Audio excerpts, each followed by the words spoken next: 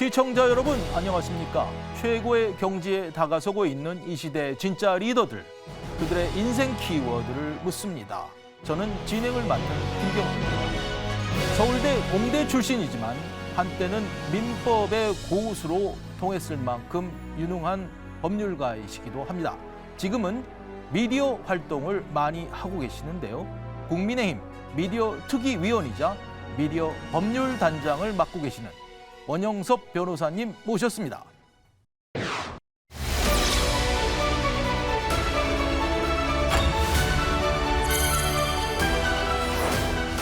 사법시험을 준비하는 그런 상황에 대해서 주위에 계신 분들이 조금 낯설어 하셨죠.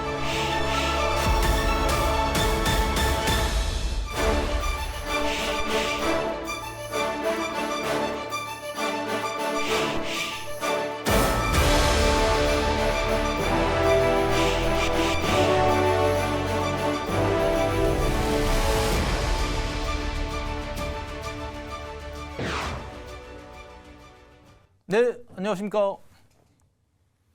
네, 변호사님. 변호사님은 변호사로서 로펌 법무법인을 운영하시면서 또 정당 활동도 하시고 계시나요? 예, 그렇습니다. 간략하게 좀 소개를 해주시겠어요? 저는 지금 그 법률사무소 집의 대표 변호사고요. 그리고 제가 2015년부터 국민의힘에 입당을 해가지고 정당 활동을 하고 있으면서 지금은 국민의힘 미디어 법률단의 단장을 맡고 있습니다. 그렇군요. 미디어 전체적인 방향 그리고 또 이 원래 이 법률적인 여러 가지 측면들 좀 이따 말씀 나눠보기로 하고, 먼저 변호사님 둘러싼 생각하면 어떤 키워드가 가능할지 한번 꼽아봤습니다. 자, 여러 가지 키워드가 있는데 이 중에서 가장 조금 이렇게 예. 눈에 띄는 것은 어떤 겁니까?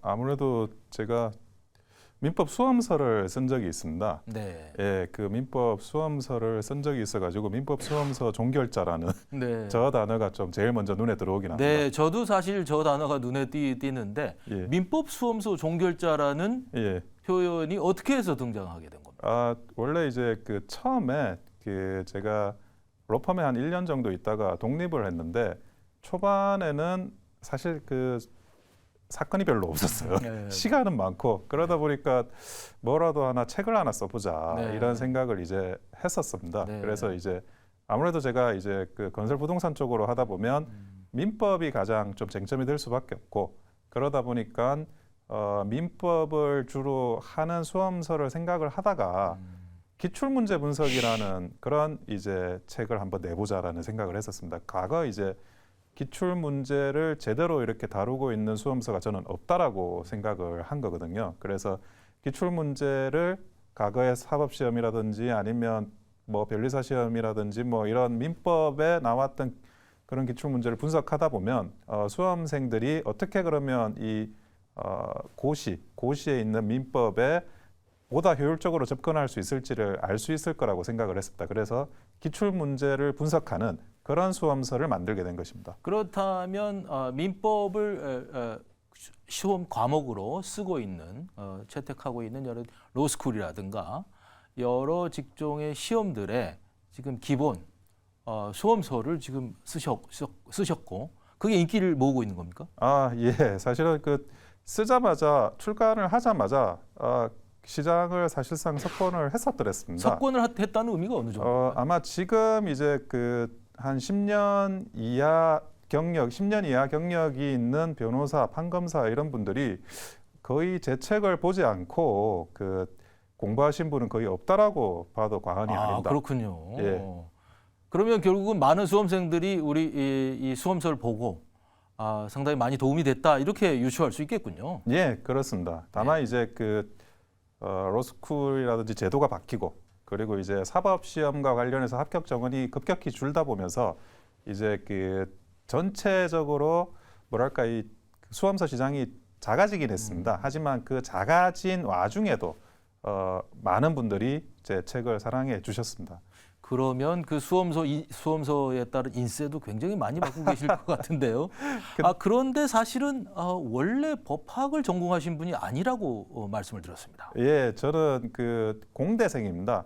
서울대 건축학과를 졸업하고 네. 뜻이 있어가지고 사법시험에 도전을 해서 네. 합격을 했었고요. 그래서 사실은 제가 뭐 형법이나 헌법을 하기보다는 건설부동산 전문 변호사로서 어떻게 하면 또 도움이 될까라는 과정에서 민법이라는 과목을 선택을 한 겁니다. 그렇지만 건축학도가 예. 법률을 배워서 변호사가 된다는 게 쉽지는 않았을 것 같은데요.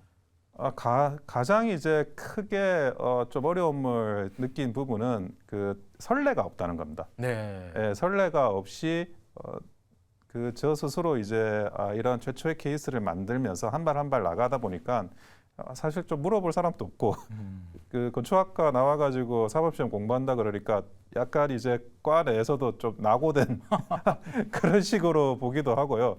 그리고 기본적으로 공대생들은 변리사 시험을 많이 준비합니다. 네. 변리사 시험이 아니라 사법시험을 준비하는 그런 상황에 대해서 주위에 계신 분들이 조금 낯설어 하셨죠. 사실은 확인을 해보셨는지 모르겠지만 건축학도로서 사법시험이나 로스쿨에 합격을 한 그런 케이스가 거의 뭐 찾아보기 어렵겠군요. 제가 그 합격을 하고 나서 그 선배 변호사님이나 이런 분들이 계신지에 대해서 제 스스로도 많이 찾아봤습니다. 왜냐하면 뭐 또 후배로서 인사도 드리고 그리고 앞선 경험을 네. 좀 공유하고 싶었거든요. 네. 저는 나름대로. 네, 그런 사례가 없으니까. 근데 저 선배님들 중에 사법시험을 쳐가지고 합격하신 분은 저는 아직 발견을 못했습니다. 네. 혹시라도 이 방송을 보고 계신 분 중에 선배님 계시면 한번 좀 연락 부탁드리겠습니다. 네.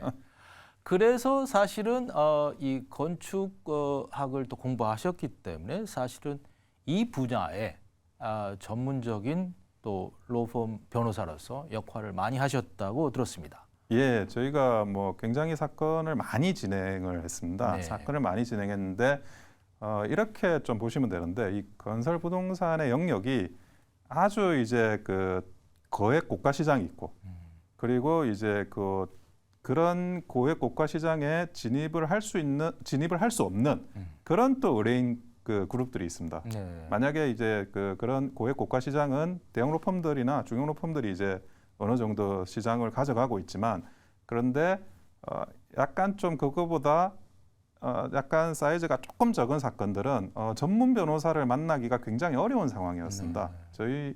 저 같은 경우에는 이제 그런 분들을 상대로 그 전문적으로 어떤 기술적인 지식이 필요한 그런 사건을 많이 했고요. 사건이라는 게 그렇습니다. 뭐 큰 사건, 금액이 큰 사건이든 금액이 작은 사건이든 어려움은 난이도는 비슷하거든요. 그러니까 뭐 꼭 금액이 작다 그래서 기술적인 그런 분석이나 이런 게 적게 들어가는 건 아닙니다. 네. 예, 그렇지만 이제 그 금액이 속가라고 하죠. 그 청구 금액이 작다 보니까 이제 대형 로펌이나 이런 데 갈 수 없는 그런 분들이 저희 사무실로 이제 많이 찾아주셨던 거죠.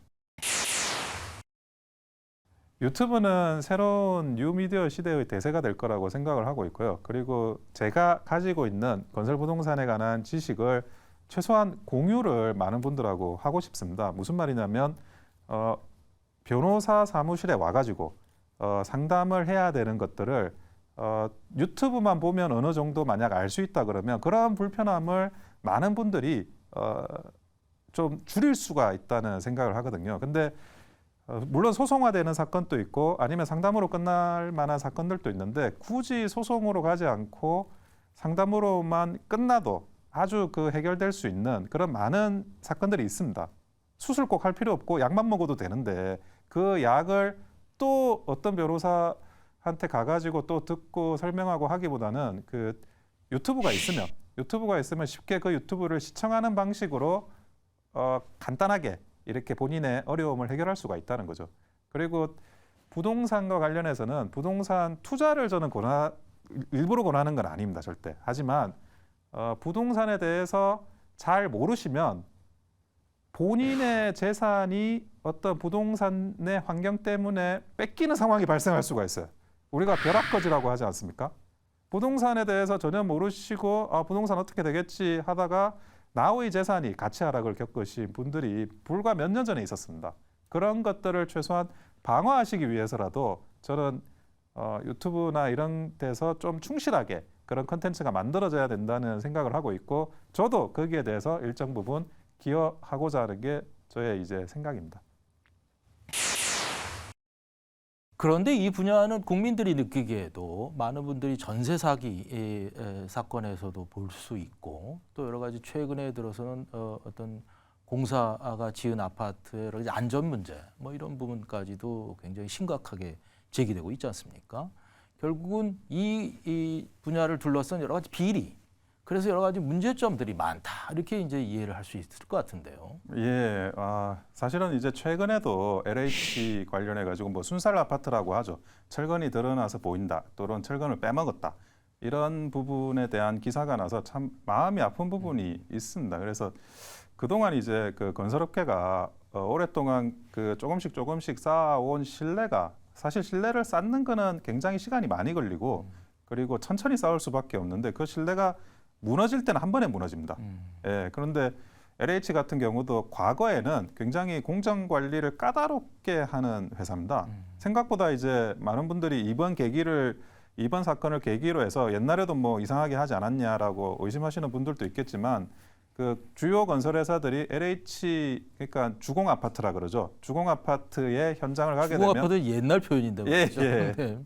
근데 LH 아파트가 현장 관리를 굉장히 까다롭게 해서 뭐 남는 것도 없다 이런 이야기를 들을 정도로 그렇게 현장 관리를 좀 엄하게 하는 아파트 현장이었습니다. 근데 지금 와가지고 최근 이제 한 4, 5년간 완전히 그런 어떤 모럴 해저드라고 해야 될까? 이런 것들이 급격히 발생을 한 건지 아니면 다른 이유가 있는 건지 그 정부에서 이제 조사를 곧 이제 시작을 하고 많은 부분 원인이 밝혀질 것 같은데요. 이 부분에 대해서는 좀 아주 그 철저한 조사를 하지 않으면 신뢰해보기 쉽지 않을 것 같습니다. 사실 건설사든 시행사든 제대로 원칙대로 규정대로 아파트를 짓고 만들었다면 그런 문제가 생기지 않았을 텐데 어떤 형태로든 그게 비호가 되거나 은폐가 되고 이런 상황이 되기 때문에 그런 문제가 심각해진 거 아닌가 싶은데 말이죠. 그렇기 때문에 관리 감독 시스템이 제도적으로는 갖춰져 있습니다. 제도적으로 감리도 있고 뭐 사용 승인할 때 검사도 하고 뭐 CM이라고 해서 뭐 매니지먼트도 하고 뭐 여러 가지 제도들이 있는데 그게 전부 옥상옥이 돼버리고 아무도 정말 제대로 책임감을 가지고 관리 감독하지 않는다 그러면 그렇게 만들어 놓은 수많은 관리 감독 제도라는 것도 아무 지금 소용이 없는 그런 상태가 돼버리는 거거든요. 어딘가에서 지금 이 공사를 제대로 관리해야 된다라는 이 일이 남의 일이 되고 있었던 거죠. 내 일이 아니었던 거죠. 이런 느슨한 내 일이 아닌 그런 남이 해주면 되지라고 하는 그런 모럴 해저드가 어딘가에서 발생하고 있었는지를 밝혀내지 않으면 제가 볼 때는 쉽지 않을 것 같고 지금 이제 정관 문제도 카르텔이라고 하면서 세간에 이제 많이 이야기되고 있는데 그런 게 만약에 중대한 문제라고 한다 그러면 더 이상 그런 그 카르텔이 발붙이지 못하도록 어떤 식으로든지 조치를 취해야 될 거라고 생각하고 있습니다. 전세 사기 문제만 해도 얼마나 많은 분들이 선량한 국민들이 피해를 입고 그걸 통해서 지금 많은 고통을 받고 계시지 않습니까? 이런 일들이 절대로 일어나서는 안 되는 건데 말이죠.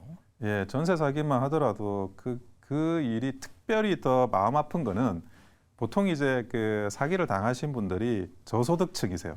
이제 곧 사회생활 하실 분들, 뭐 학생들, 그리고 신혼부부 이렇게 지금 어떤 뭐 큰 돈이라고 볼 수 있는 본인들이 가진 전부이라고 할 수 있는 그 돈들이 한 번에 이 전세 사기로 해가지고 보증금을 못 받게 되는 그런 안타까운 상황이 발생을 하다 보니까 이거를 정말 어떻게 해야 될까, 어떻게 하면 잘 될 수 있을까에 대한 그런 고민들도 있습니다. 근데 지금 나와 있는 제도 일단은 사실 그 백화점식으로 칵테일식으로 일단은 진행을 하고 있어요. 왜냐하면 각 그 전세 사기를 당하신 분들마다 환경이 다 다르거든요. 어떤 분은 뭐 이 지금 자기가 살고 있는 집을 경매를 낙찰받고 싶어 하시는 분들도 있고 어떤 분은 그 금융 지원을 받아서 빨리 다른 이제 그 주거로 옮기시려고 하시는 분들도 있고 아니면 그것도 잘 판단이 안 서서 그 법률 상담이라도 좀 받아보자. 그래야지 내가 어떻게 해야 되는지 그 판단을 할 수 있을 것 같다라고 생각하시는 그런 분들도 있고 각가지 이제 다양한 현상이 있다 보니까 쉽게 하나의 해결책을 만들기가 또 어려운 상황이 돼버리는 거. 이게 또 더 가슴 아픈 상황이고요. 이게 원천적으로 좀 전세 사기가 방지될 수 있도록 하는 제도적인 입법 절차는 꼭 필요할 것 같습니다. 앞으로도 우리는 계속 필요한 주택을 만들어야 되고 또 주거 형태로 집을 전세 형태로든 월세 형태로든 이렇게 빌리는 일들은 앞으로도 계속 되지 않겠습니까? 사실은 정부 여당이 어떻게 보면은 10년, 20년, 50년, 100년 갈 수 있는 그런 장기적인 대책과 방지 여러 가지 법률 이런 것들을 만들어야 될 것 같습니다. 예, 저는 사실은 이제 그 부동산 가격이 너무 뛰지 않았습니까? 네, 네. 예, 그래서 부동산 가격을 일단 그거부터 낮춰야 뭐 저출산이든 아니면 청년들이든 뭐 이 제대로 살 수 있겠다는 생각을 좀 하고요. 네. 그래서 저는 아주 오래전부터 그 32평 아파트 무한 공급이다라는 그게 해결책이다라는 주장을 계속 해오고 왜 있습니다. 32평 아파트일까요? 사실은 그 한번 살고 있는 우리 모두가 가지고 있는 주거 형태를 한번 보시면 처음에 주거를 시작할 때는 그 물론 부모님한테 독립해 가지고 작은 원룸부터 시작을 하는 경우가 많아요. 아니면 연립주택에 어디 조그만 이제 소형을 만들고 그런데 많은 분들이 생각하는 결혼을 해서 뭐 애 뭐 한두 명 낳고 하고 그런 최종적인 주거 형태를 보면 이제 32평 정도 되는 전용 면적이 한 24평 되는 아파트에 살고 싶어 하는 로망이 있거든요, 이게. 네. 그런데 그동안의 정책은 어떤 거냐면 그 주택이 부족하다. 주택이 부족하니까 주택을 많이 공급하자. 한정된 그 면적에 많이 공급해야 되다 보니까 소형 아파트를 많이 집어넣는 거예요. 뭐 25평이라든지 21평이라든지 그런데 그렇게 되면 32평 아파트의 공급이 부족해지면서 그 32평 아파트가 폭등하게 됩니다. 그러면 32평 아파트의 가격이 전체 부동산 시장의 가격을 선도하는 그런 기함, 우리가 플래그십이라고 하죠. 그러니까 그 하나의 깃발을 든 배처럼 다 따라가게 돼 버리거든요. 네. 그래서 저는 그 결국 수요와 공급인데 32평 아파트를 집중적으로 공급하다 보면 결국 이제 32평 아파트 가격이 내려가서 나머지 소형 아파트도 같이 내려간다. 네. 저는 이렇게 생각을 하고 있는 거죠. 네. 그래서 실제로 이제 프랑스 같은 경우에도 많이 주거가 안정화가 되는데 그 임대주택을 조금 이제 평수를 넓혀요. 우리는 임대주택 공공임대나 이런 게 평수가 작지 않습니까? 프랑스도 임대주택을 뭐 방이 뭐 5개 있는 임대주택도 나오고 그런 식으로 넓히면서 이제 주거 가격을 안정화시키고 있습니다. 근데 사실은 우리나라 인구는 지속적인 감소세를 지금 보이고 있단 말이죠. 또 장기적인 전망도 그런 감소세가 다시 뒤바뀔 거다라는 전망은 별로 없습니다. 뭐 그런 차원에서는 주택 정책도 단순히 과거의 물량 공급 위주의 정책에서 조금 변화가 있을 필요가 있는 것이죠. 네, 맞습니다. 그래서 제가 이제 말씀드리는 거는 좋은 주거의 공급입니다.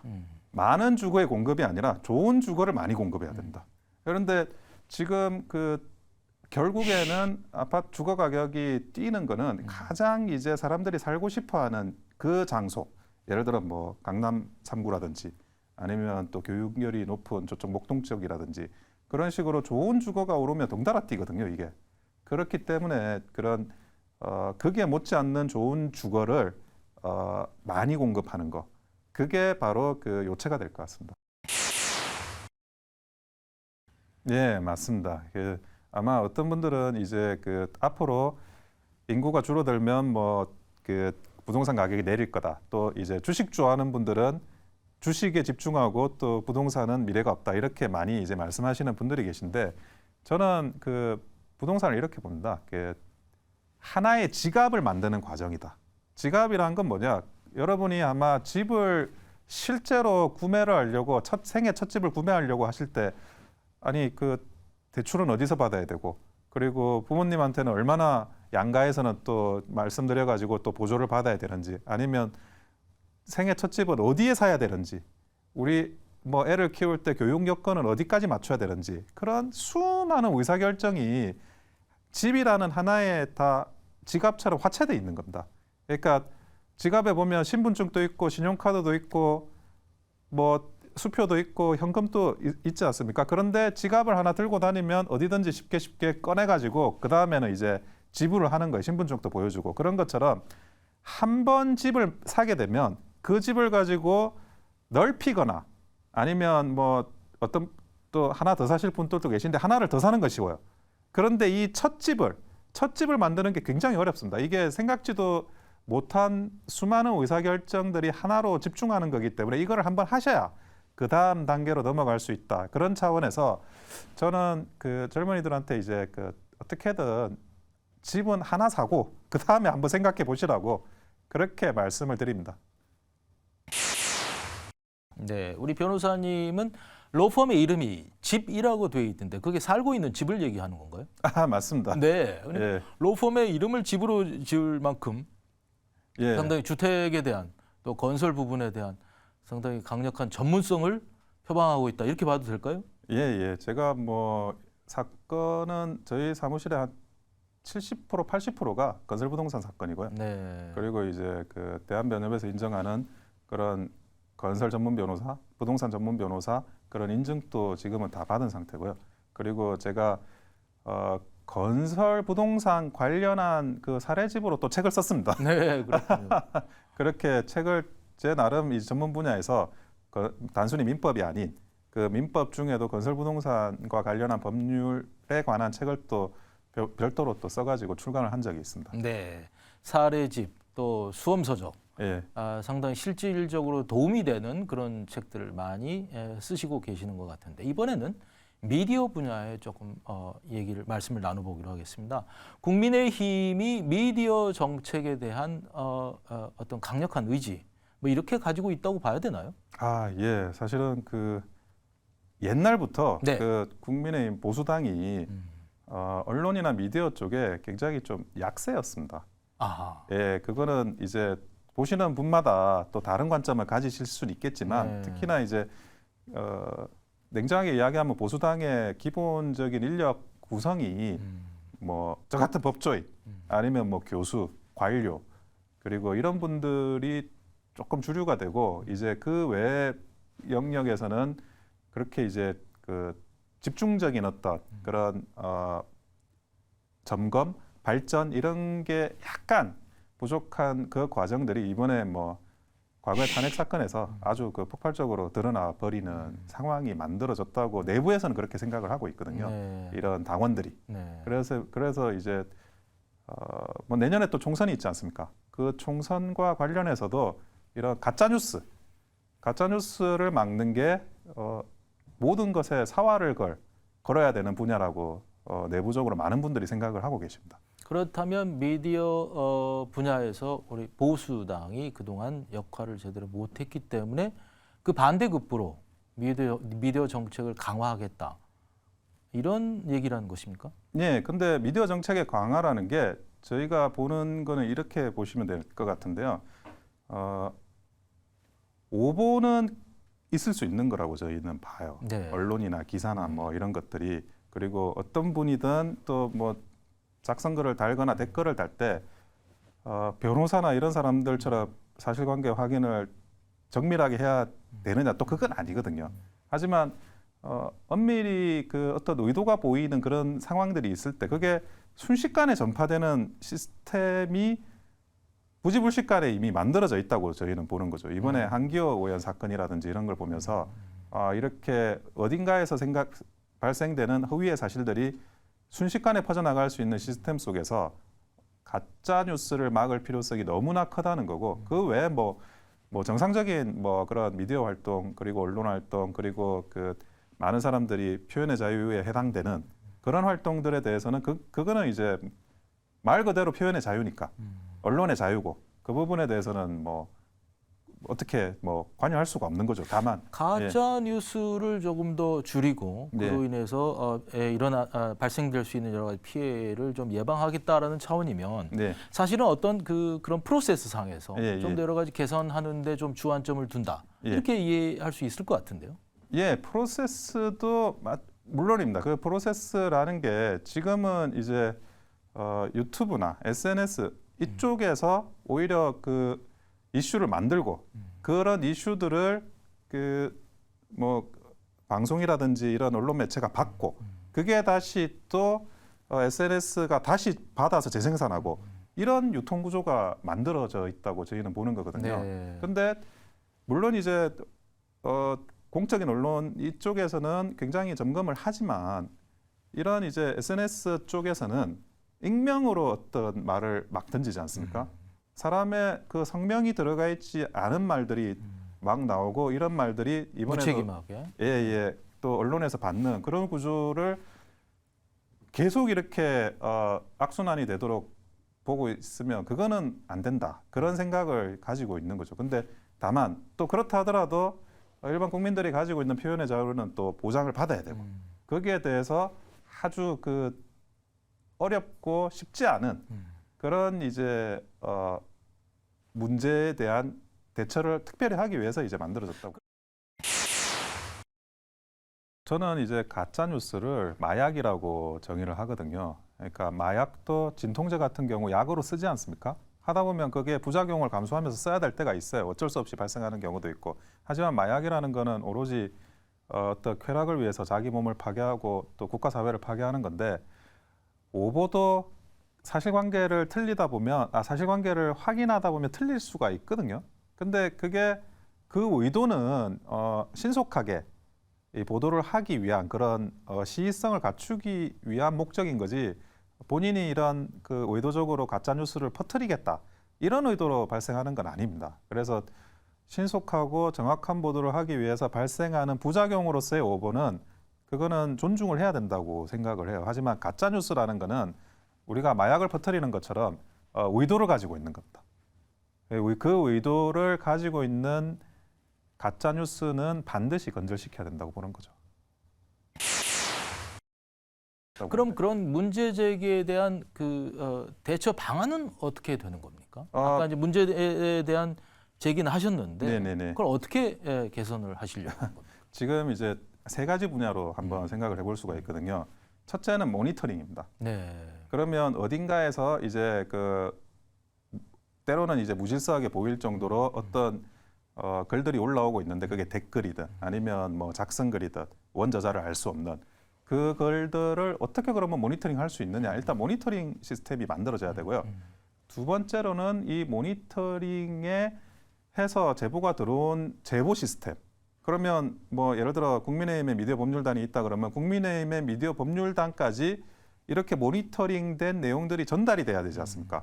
제보 시스템을 확립하는 게 또 필요합니다. 그리고 이 제보 시스템을 가지고 미디어 법률단까지 이제 왔으면 여기에 대해서 단순히 이제 법률적인 문제만 검토될 것이 아니고 법률적으로는 허위 사실에 의한 명예훼손이라고 하더라도 그게 어떤 전체적인 맥락상 이게 꼭 이렇게 그 고발해서 할 만한 그런 사안이 아니라는 걸 걸러낼 수 있는 그런 이제 또 그 컨트롤 타워가 또 필요한 거죠.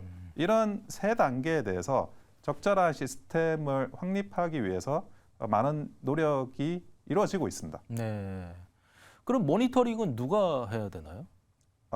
당장은 지금 모니터링을 하는 거는 자발적인 어떤 자원봉사 하시는 분들한테 이렇게 부탁을 할 수밖에 없고요. 그게 자원봉사가 아닌 유료화가 되는 거에 대해서 굉장히 경계를 하고 있어요. 네. 예, 근데 자원봉사자들 어떻게 또 모을 거냐.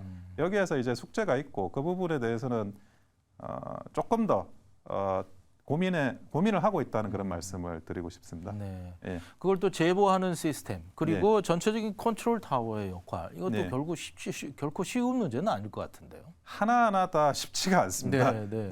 사실은 물론 이제 제가 미디어 법률단장을 하고 있지만 그 언론에서도 몇 가지 건에 대해서 고발을 했던 그런 것들이 지면을 또 장식한 적이 있습니다. 하지만 그럴 때마다 이게 최선인가라는 그런 자문을 제 스스로한테도 합니다. 네. 예, 이게 과연 뭐 고발하지 않으면 안 되는 사안인 건가? 이런 것들에 대해서 한 10번, 20번은 자문을 하고 그리고 이제 어떤 또 내 마음속에 어떤 생각을 세우게 되는 거죠. 그러면 이제 그런 이 세 가지 부분에 대한 여러 가지 대안을 만들어서 관련 미디어 법률로 개정안을 만들거나 제정안을 만드는 그런 절차가 진행이 되겠군요.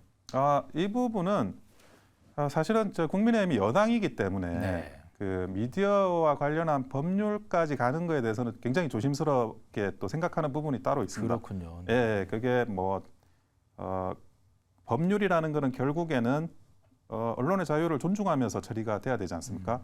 국민들의 표현의 자유를 또 존중하면서 처리가 돼야 되고, 하지만 이제 법률보다 낮은 단계의 어떤 활동, 그 활동은 저희가 조금 정당이라 보니까 좀 재량을 가지고 할 수는 있지만 법률의 단계로 올라가면 또 야당의 동의를 받아야 되는 부분들이 있기 때문에 이거를 법률 수준으로 올릴지 아니면 이제 그 정당 수준의 내의 문제로 처리를 할지 그것도 깊이 고민을 해볼 필요가 있습니다. 아직은 지금 뭐 논의 중에 있습니다. 그러면 미디어 특위위원분들께서도 같이 이제 이런 문제를 공감을 하고 네. 또 법률단에서도 전체적인 내용과 수준을 어떻게 할 것인지에 대한 좀 더 고민을 하는 그런 과정에 있다고 볼 수 있겠군요. 네, 그런 고민을 계속하고 있습니다. 네. 아직 뭐 그게 어느 정도가 검토되고 있는지는 제가 뭐 그걸 밝히기에는 좀 적절하지는 않지만 그런데 많은 국민들은 이제 국민의힘이 예. 어떤 그 여당으로서 또 정부 정권을 힘을 가진 이 주체로서 뭐 좀 더 이 강력하게 어떤 미디어 정책을 수행하고 이걸 좀 바꾸려고 한다 하는 그런 생각을 하고 있는 것 같아요. 왜 그럴까요? 근데 그 발언이나 아마 그 최근에 이제 이동관 방통위원장 내정자께서도 뭐 어떤 표현이나 이런 분들의 표현 같은 것들이 국민들한테 그런 식으로 뭐 느껴지게 됐을 수도 있고요. 대통령께서도 이제 가짜 뉴스를 척결해야 된다라고 계속 이제 이야기를 하시고 그래서 이제 의지가 크다라는 거는 국민들께서 모두 공감하시리라고 생각을 합니다. 하지만 그 의지를 정식으로 구현하는 면에 있어서 표현의 자유 문제가 있기 때문에 이게 언론의 자유 문제가 있기 때문에 반드시 이거는 아주 세밀하게 접근을 해야지 그게 아니면 더 큰 부작용이 사실은 일어날 수 있어요. 그리고 그런 부작용에 대해서 철저히 대비를 하지 않으면 그 막상 이제 우리가 의지를 가지고 진행했던 일들이 그게 뭐 나라뿐만 아니라 국민 모두에게 또 역효과가 일어날 수가 있으니까요. 네. 각별히 조심해야 돼요. 많은 분들이 또 이제 공영방송, 예. 우리 지상파에 대한 어떤 지배구조, 또 전체 이사진 개편, 뭐 이런 부분에 대해서도 정부가 상당한 의지를 가지고 있다 이렇게 느끼고 있는 것 같고요.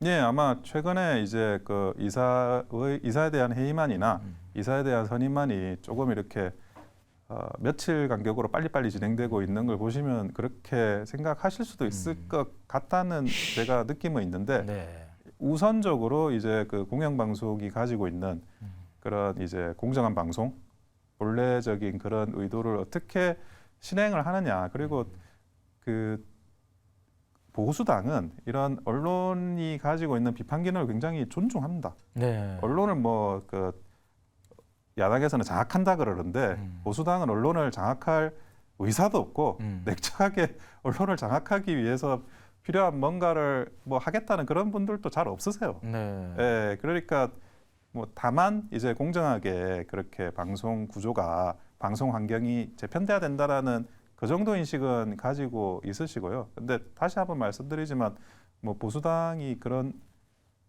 언론을 장악한다는 의지, 언론을 장악하겠다고 나설 그런 사람은 없다. 그 부분만큼은 제가 명확하게 말씀드리고 싶습니다. 이제 더불어서 사실은 유튜브, 예.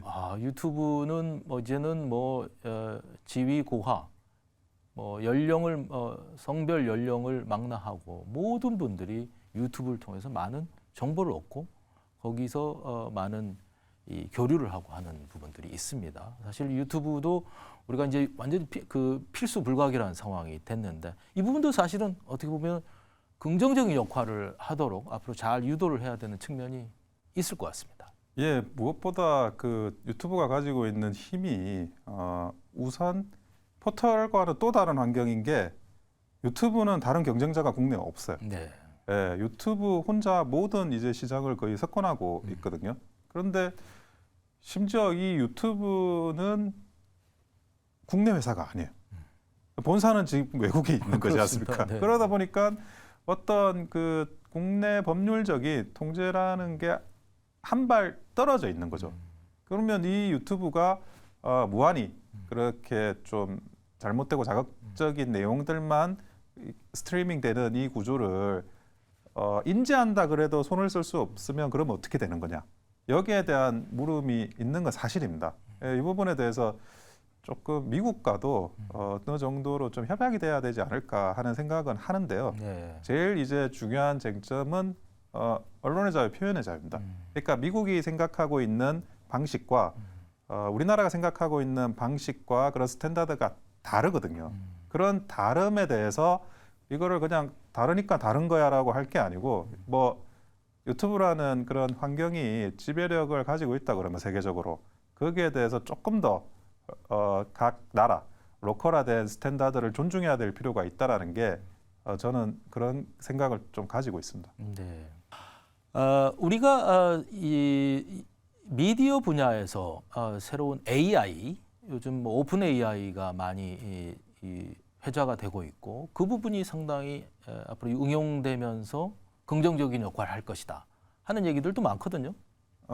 두 가지 관점으로 이것도 보는데요. 첫째는 이제 긍정적인 역할입니다. 이제 긍정적인 역할은 하나의 생각을 구체화하는 수단으로서 AI가 굉장히 유용한 툴이라는 거죠. 네. 내가 뭐 어떤 집을 그리고 싶다.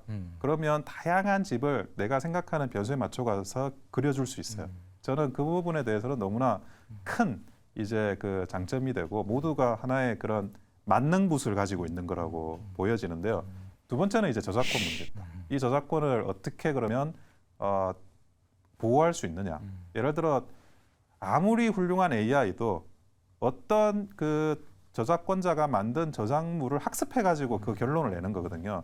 근데 모두가 다른 저작권 이미 만들어진 저작권에 학습한 AI에만 집중하다 보면 실제로는 그 저작권 보호받아야 될 저작권은 또 무시되는 상황이 발생할 수가 있습니다. 그러면 AI의 기초가 되는 토양이 또 무너지는 거거든요. 그러면 AI가 가지고 있는 그런 어떤 그 긍정적인 효과와 저작권을 가지고 있는 저작권자들의 보호, 이 두 개의 갈등 관계를 제대로 해결하지 못하면 이 AI가 어떤 그 창의적인 저작물을 만드는 수단이 아니라 저작 생태계를 파괴하는 수단이 될 수도 있다는 거죠. 그 부분에 대해서 이제 시작을 했습니다. AI는 아직 태동 상태이기 때문에 이제는 뭐 재밌게 한번 실험을 해보는 단계인 것 같아요. 국민들께서도 세계 많은 분들이. 하지만 어느 단계에서는 이거와 관련한 프로토콜이 정립이 돼야 되고 국제적인 그런 기구 이런 것들도 만들어져서 이 부분에 대해서 저작 생태계가 보호받는, 그래서 더 장기적인 저작 환경이 보호받을 수 있는 그런 상황이 만들어져야 된다고 생각하고 있습니다. 오픈 AI가 생성하는 정보가 오류가 있거나 또는 여러 가지 악용되거나 뭐 이런 사례도 있을 수 있거든요. 맞습니다. 또 어떤 편향된 사고에 의해서 진행이 된다거나 이런 사례들이 얼마든지 있을 수 있기 때문에 그런 부분들을 조금 명확하게 사실은 구분할 수 있는 그런 체계가 돼야 될 텐데 그게 쉬운 얘기가 아닐 것 같습니다. 네, 그 이런 거죠. 아무리 그 컴퓨터의 CPU가 좋아도 하드디스크에 있는 정보가 처음부터 오류가 있거나 오염돼 있다 그러면 CPU가 슈퍼컴퓨터 CPU로 돌려도 결국 나오는 정보는 오류거든요. 그러면 이 원소스가 가지고 있는 그 오류성, 원소스가 가지고 있는 오염도를 또 어떻게든 정리하지 않으면 그러면 AI가 계속 이제 폐해를 일으키는 그런 존재가 또 될 수가 있다는 거죠. 네. 예. 이제 우리가 국민의힘의 여당 보수당에 입당을 하신 지가 꽤 되셨는데 그 어떤 계기를 통해서 이렇게 정치권에 입문을 하시게 된 건가요? 저는 사실은 그 건설부동산 전문 변호사로 활동은 하고 있지만 네. 원래부터 사법고시를 칠 때부터 정치를 하겠다는 생각으로 사법고시를 그렇군요. 예. 왜 그러냐면 아. 이제 내가 건축학도인데 네. 그때 제가 96학번인데요. 97년 말에 이제 그 IMF가 오지 않습니까? 네. 그때 그걸 보면서 이게 결국 정치가 바로 서지 않으면 우리나라가 다시 또 IMF가 온다. 네. 한번 어떻게 하면 그걸 바로 세울 수 있을까를 고민하다가 네. 정치라는 게 결국 법을 만드는 작용이지 않습니까? 그래서 이제 내가 사법시험을 한번 쳐보자 이런 생각으로 이제 했고 그 사이에도 마음속으로는 계속 준비를 하고 있었던 겁니다. 네. 그런데 그 20대 총선 2016년 총선의 1년 전인 이제 2015년에 예비 후보를 등록하면서 입당을 했습니다. 네. 그래서 그때부터 이제 지금까지 국민의힘에서 활동을 하고 있습니다. 네. 그러니까 나는 정치인이 되겠다. 또 그런 올바른 바른 정치를 위해서 바른 품성과 바른 인간성을 가지고 있다 이렇게 확신을 하신 거군요. 물론 이제 부족한 게 많지만 네. 만들어가는 과정에서 내 자신한테 자문자답을 하는 시간이 오래 있었던 거죠. 네. 이런 것도 내가 갖춰야 되고 저런 것도 내가 갖춰야 되고 각가지 이제 뭐 현안들에 대해서 정치를 하고자 하는 그 생각을 하면서부터 어떤 이제 현안이 오든 여기에 대해서 맞는 결론은 무엇일까? 이런 거에 대한 고민을 아주 오랫동안 해왔었습니다. 정치로 입문하는 과정에서 누가 지원을 해준다거나 또는 멘토가 됐다거나 이런 분이 계신가요?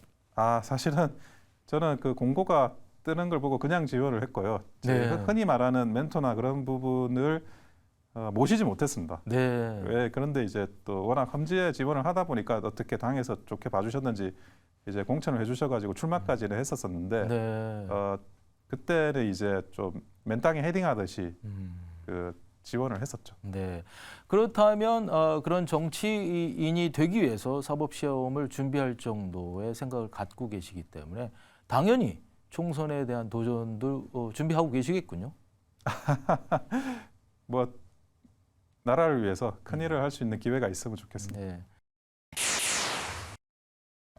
그런 부분들이 조금 있는데요. 근데 이제 이렇게 보시면 되는데 안철수 대표 아버님이 그 범천 의원이라고 부산에서 가장 못 사는 지역, 아주 그 극빈층 사는 그런 지역에 가가지고 병원을 여신 걸로 유명하세요. 근데 제가 그 병원에 고등학교 졸업할 때까지 감기 걸리면 주사를 맞은 사람입니다. 무슨 말이냐면 이제 그쪽 지역이 원래는 이제 부산에서도 전기가 가장 늦게 들어온 지역이었습니다.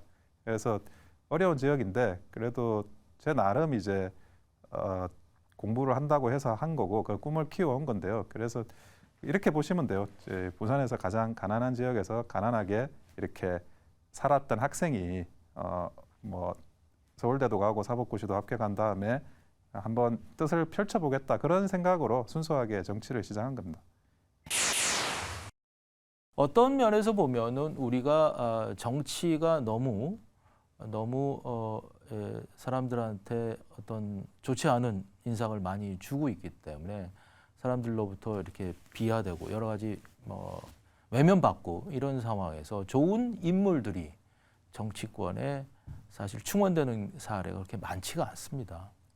최근에 더 그런 부분이 좀 많아진 것 같고요. 특히 네. 보수당이 더 심해진 부분이 있습니다. 네. 왜 그러냐면 지금은 일단은 정치 말고 할 게 굉장히 많은 시대거든요.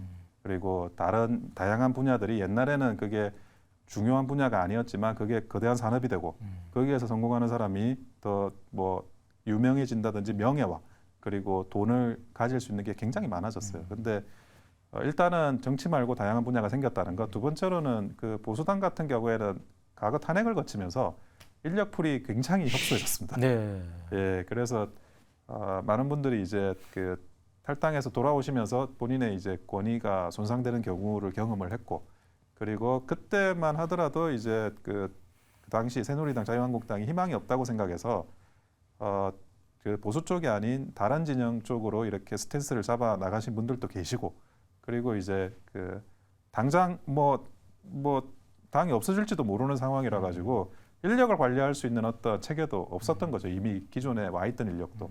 그러다 보니까 지금 보수당이 가지고 있는 그런 국민의힘이 가지고 있는 인력 풀이 좀 많이 좁아진 거에 대해서 많은 안타까움이 있습니다. 사실은 이제 젊은 실무자급 정치인이 굉장히 부족했어요, 당에. 저 같은 경우에는 이제 제가 당무감사위원으로 실제로 하면서 전 지역구를 이제 당무감사를 해본 적도 있고, 제가 몇 번의 당무감사에도 또 살아남았었고, 그리고 제가 당원 모집을 해서 전국 1등을 한 적도 있습니다. 그래서 실무적으로는 능력을 갖췄다고 이제 보신 것 같고요. 두 번째는 조직부총장, 그러니까 이 부총장이 그 나중에는 공천에 관여를 하는 그런 포지션이었습니다. 그런데 계파 갈등 문제가 있었어요. 그러니까 비박이냐 친박이냐의 계파 갈등 문제가 있었는데 저 같은 경우에는 이제 어느 계파에도 속하지 않는 사람이었으니까 계파 갈등 문제가 없을 거다라고 생각을 했던 그거 두 개가 주안점이 아니었을까 하는 생각을 가지고 있습니다. 근데 다만 이제 제가 실제로 공관위에 들어가거나 공천에 관여하지는 못했습니다. 예, 여러 가지 일들이 있어가지고 그래서 21대 총선이 국민의힘에서 대패하게 되는데 그 당시 미래통합당이죠. 뭐 저도 낙천하고 총선에도 관여하지 못한 선거가 그렇게 대패하는 모습을 옆에서 지켜보면서 굉장히 이제 마음 아픈 경험을 한 거죠. 사실은 올바른 정치를 하고 또 생산적인 어떤 뭐 법률 입법 활동을 하고 또 국가 미래의 초석을 다지려고 한다면 사실 좋은 인물들이 정치 지망자들이 충원되는 게 가장 우선적인 과제가 아닌가 하는 생각도 듭니다. 예, 사실은 그 정치는 결국에는 그 인물이 하는 거거든요. 네. 그게 뭐 그 인물 정당이 안 좋다는 식으로 또 어떤 분들은 이야기를 합니다. 시스템 정당이 돼야 된다. 뭐 이념 정당이 돼야 된다. 그런 이야기 다 맞는 말씀이시고요. 그분들 말씀이 틀린 거 전혀 없으세요. 그런데 시스템을 구현하려고 해도 인물이 필요하고요. 그 이념을 구현하려고 해도 인물이 필요합니다. 그런데 그 인물이라는 거는 말만 할 수 있는 인물이어서는 안 돼요. 내가 뭐 어떤 이념을 말만 하는 인물이어서는 그게 이념이 구현되지 않고 그 이념에 맞춰서 그 인생을 사는 사람이 그 말을 해야 되거든요. 그러니까 그 인물이 메시지입니다.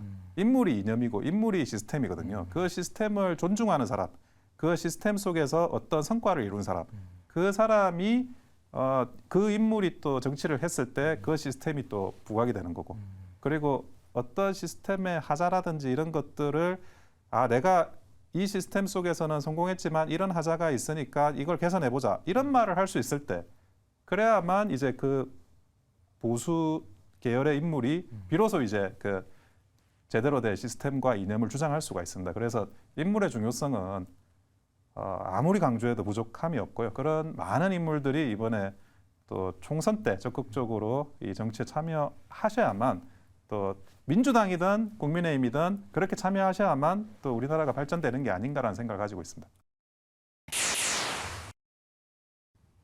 저의 인생 키워드는 종결입니다.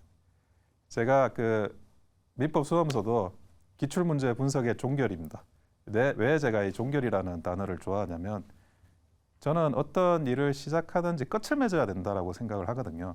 끝을 맺질 않아요, 보통은 사람들이. 그러니까 내가 가지고 있는 시도했던 경험, 중간까지 했던 경험이 물론 결과적으로 내 기대와 많이 차이가 날 수는 있습니다. 하지만 일단 일을 시작했으면 끝을 내야 그 끝낸 경험까지가 자기 경험이라고 저는 생각을 하고 있습니다. 어떤 일이든 뭐 정치 쪽에서도 제가 뭐 이런저런 이제 그 당의 업무에도 많이 참석을 했지만 일단 시작해 놓으면 어떻게든 책임지고 종결을 하려고 하는 게 지금까지 저의 자세였습니다. 그런 이제 자세가 아니면 내가 시도만 한 거, 뭐 천리길도 한 걸음부터라는 이야기도 있으시고 뭐 시작이 반이다라는 이야기도 있는데 저는 결과와 상관없이 그 일을 마무리하는 것, 저는 이것이 가장 중요한 저의 그 삶의 교훈이라고 생각을 하고 있습니다. 아무쪼록 그 법률 실무 분야를 오랫동안 밀도 있게 경험을 하셨기 때문에 그런 부분들을 잘 활용하시고 또 반영하셔서 국민들이 꼭 필요한 또 아주 국민들에게 유익한 그런 입법 활동을 잘 해주시기를 바라도록 하겠습니다. 오늘 말씀 감사합니다. 감사합니다. 네, 국민의힘 여당에서 건설 전문 변호사 전문성을 가지고 활동을 하고 계시고 또 미디어 분야에서도 굉장한 역할을 많이 하고 계십니다. 사법시험을 준비했던 이유가 정치에 도전하기 위해서였다는 말씀이 상당히 인상적입니다. 오늘 국민의힘 미디어 특위위원으로 그리고 미디어 법률단장으로 활동하고 계시는 원영섭 변호사님 모시고 좋은 말씀 들어봤습니다. 시청자 여러분 감사합니다. 다음 시간에 또 뵙겠습니다.